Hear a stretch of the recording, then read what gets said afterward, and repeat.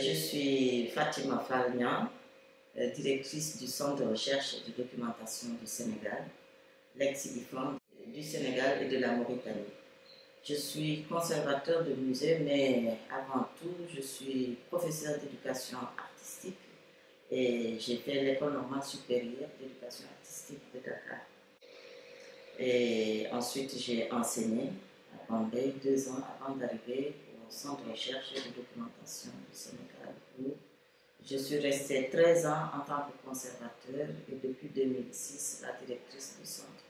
Je suis membre de beaucoup d'associations qui se mouvent autour de la préservation, de la conservation et de la sauvegarde du patrimoine, et en même temps présidente du Conseil international des musées ICOM Sénégal et membre de ICOMOS, donc le Conseil international des sites et monuments, et expert référent pour l'UNESCO pour le patrimoine immatériel. Ce 16 janvier, je ferai 30 ans, par exemple, au Centre de recherche et de documentation du Sénégal. Parce que nous, on a été formés en Afrique, à Porto-Novo, au Bénin. Moi, j'ai suivi une formation en conservation préventive, donc avec mes acquis en tant qu'enseignante en éducation artistique, parce que l'éducation artistique, ça ouvre plusieurs portes. C'est une filière qui est pluridisciplinaire.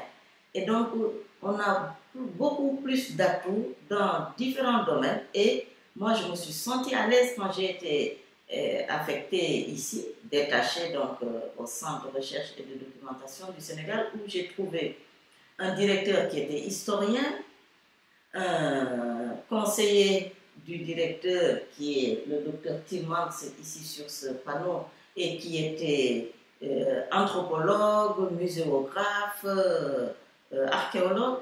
Donc, j'ai été sous le couvert de ces deux personnes qui m'ont pris comme leur petite fille et qui m'ont accompagnée pour que je devienne aujourd'hui ce que je suis.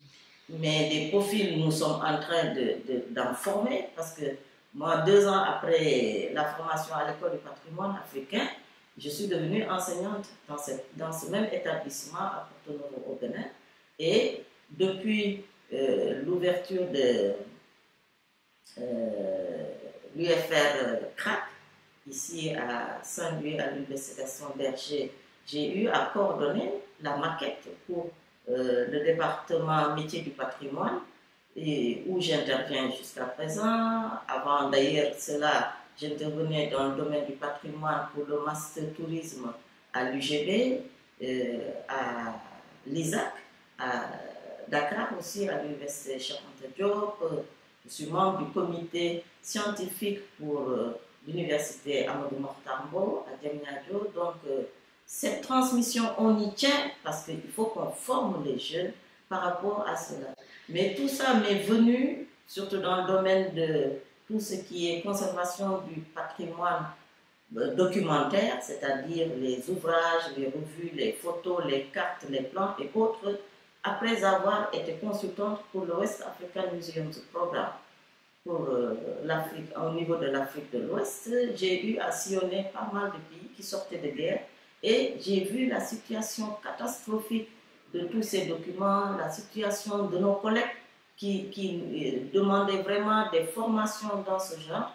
Et j'ai fait mon rapport, influencé l'école du patrimoine africain qui avait sa licence uniquement en muséologie, de créer un parcours archives, documents graphiques. Et c'est ça qui a fait qu'aujourd'hui, à la licence de l'école du patrimoine africain, il y a 2 parcours, muséologie et pratiquement dans presque toutes les universités maintenant du Sénégal, il y a un domaine qui est relatif à la gestion, valorisation du patrimoine et ça va de la licence jusqu'au doctorat.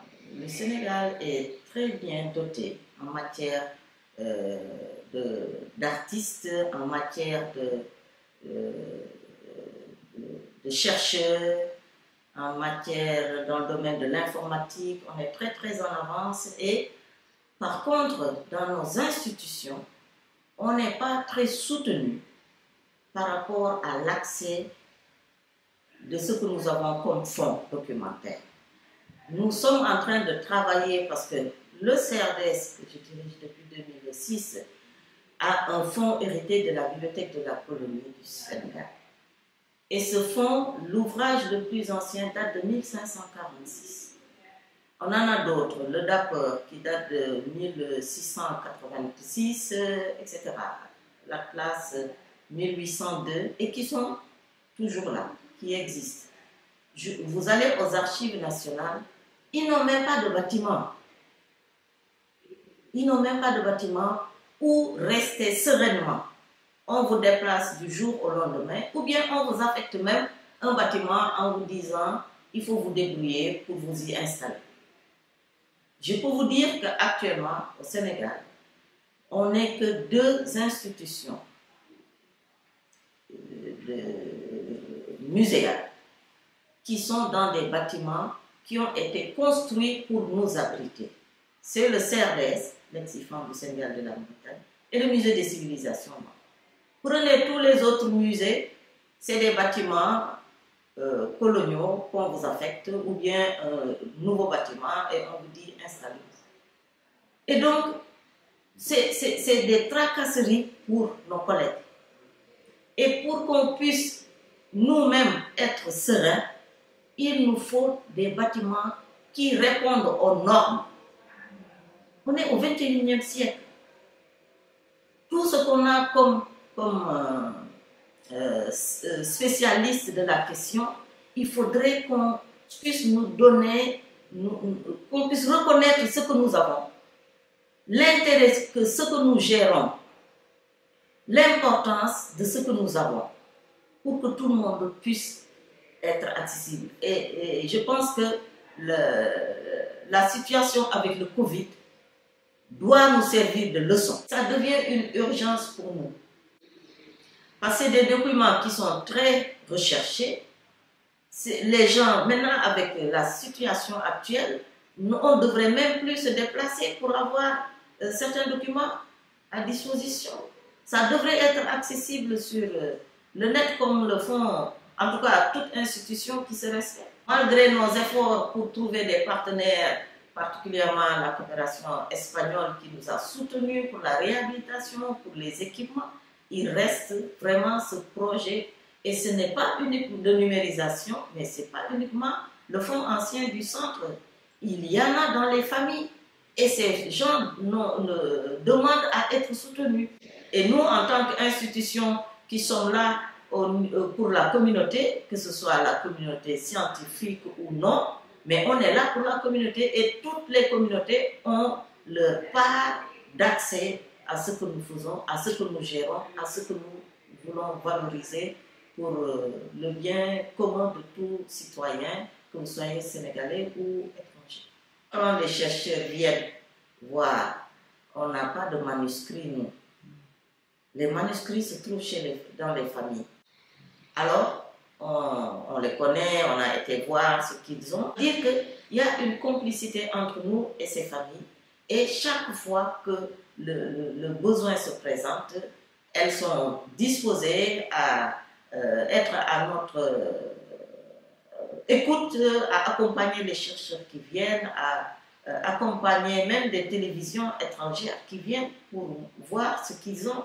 On ne peut même pas mesurer ce qu'il y a dans les familles, mais nous qui sommes en contact avec elles, on sait ce qu'il y a. Et donc, il n'y a pas de raison qu'on gère, qu'on préserve, qu'on valorise ce que nous avons dans nos institutions scientifiques et laisser en rade. C'est un ensemble, question de restitution. Des choses ont été arrachées, des choses ont été vendues, etc., etc. On a des institutions, parce que si je vous fais visiter le compactus qu'on a acquis avec l'Université de Barcelone par le biais de la Fondation Montroy, mais on a beaucoup d'espace où ranger des objets. Mais cette question de restitution, on est en train de parler de mondialisation. On a l'Union africaine, on a la CEDEAO, l'UEMOA, etc., etc., l'UNESCO. On a des institutions, mais nous-mêmes, en tant qu'Africains, on devrait travailler dans la solidarité pour ne pas qu'on dise que tel objet appartient au Sénégal. Parce que des objets qui appartiennent au Sénégal peuvent appartenir à la Gambie, à la Guinée-Bissau, à la Guinée, à la Mauritanie ou bien au Mali. Donc vous voyez, on doit détruire ces barrières culturelles pour devenir qu'un seul et unique pays africain où le passage, on n'aura même plus besoin de visa pour aller dans un pays anglophone, en Afrique de l'Est, en Afrique centrale, etc.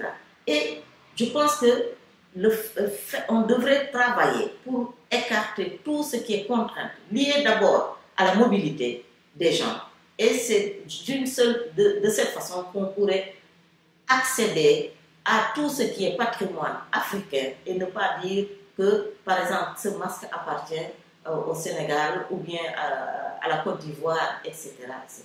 Il faut qu'on ait un esprit de dépassement. Et je pense qu'il faudrait qu'on pacifie certains espaces. Il faut que la paix puisse revenir un peu partout. Et c'est par rapport à cette quiétude, à cette solidarité qu'on pourrait arriver à récupérer ce qu'on a, ce qu'on nous doit, et qu'on puisse maintenant en faire profiter toute la communauté et sous ses différentes formes. Et quand je dis toute la communauté, c'est au niveau mondial. Parce que ces objets peuvent être repartis pour des expositions pour permettre à la diaspora d'en profiter. Parce qu'il y a la diaspora et souvent on les oublie dans ce que nous faisons. C'est à nous de nous battre. Il faudrait qu'on soit à l'interne solidaire dans ce que nous faisons. Mais si chacun tire de son côté, on n'ira pas loin. Le Conseil international des musées, c'est une instance qui permet aux conservateurs, qui permet aux étudiants, aux chercheurs, aux sympathisants du patrimoine de pouvoir devenir membres. Et c'est des moments, des moments que nous partageons autour du patrimoine, c'est des rencontres, c'est des échanges qui peuvent nous permettre de pacifier l'espace culturel, l'espace patrimonial, mais sans cela, sans l'adhésion des uns et des autres, sans la presse autour de nous, parce que la presse nous permet de vulgariser. On a la chance d'avoir maintenant les réseaux sociaux où dès que tu lèves la main d'ailleurs, tout de suite c'est interprété et ça arrive partout à travers le monde, et qu'on puisse profiter de tous ces éléments pour pouvoir mieux nous faire connaître et partager ce que nous avons. Très tôt, je me suis intéressée à l'art, à tout ce qui est fleurs, parce que les fleurs ont plusieurs formes, plusieurs couleurs, et c'était d'ailleurs le thème de mon mémoire. Mais tout cela a été peut-être ressenti par des ateliers que je suivais au Centre culturel français de Saint-Louis, où on nous permettait de nous exprimer. Voilà. Et là, c'est une façon de s'exprimer. C'est une façon de montrer sa sensibilité. Et je pense que tout ce que je fais jusqu'au moment où je vous parle reflète de tout ça. J'ai été encouragée aussi par mes parents parce que ce n'était pas donné à n'importe qui d'aller vers les arts. Hein. Tout de suite, on te freinait, on te disait « Ah non, non, non, il faut aller faire de l'art ». Parce que mon papa était enseignant. Et les enseignants, c'est eux qui comprennent. Et pas parmi n'importe lesquels. C'est les enseignants qui pouvaient comprendre comment laisser l'enfant faire ce qu'il a envie de faire. Et moi, j'ai eu cette chance. J'ai été encouragée, sinon je ne serais pas ce que je suis aujourd'hui. Vous savez, il y a plusieurs façons de transmettre, mais il faut de la générosité pour pouvoir transmettre. Quand on n'est pas généreux, ça va être très difficile.